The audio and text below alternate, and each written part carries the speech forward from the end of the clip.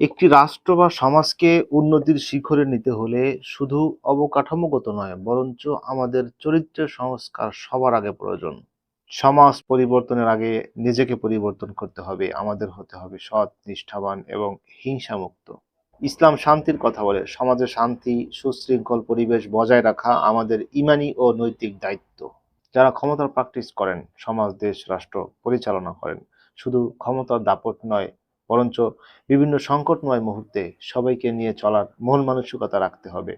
বিগত যারা সরকারে ছিল এবং বিরোধী দলে ছিল, তারা দীর্ঘ বছর একসাথে বসেনি, এক টেবিলে বসেনি, জাতীয় এবং আন্তর্জাতিক ইস্যুগুলো নিয়ে সংকট নিরসনে কাজ করেনি।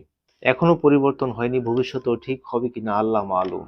রাজনীতিতে এ হিংসা, অহংকারের ঘৃণ্য প্র্যাকটিস এবং তার নির্মম এবং জঘন্য পরিণতি আমরা আর দেখতে চাই না। সকলে মিলেমিশে স্বচ্ছতা ও জবাবদিহিতার সমাজ ও রাষ্ট্র কায়েম করতে চাই।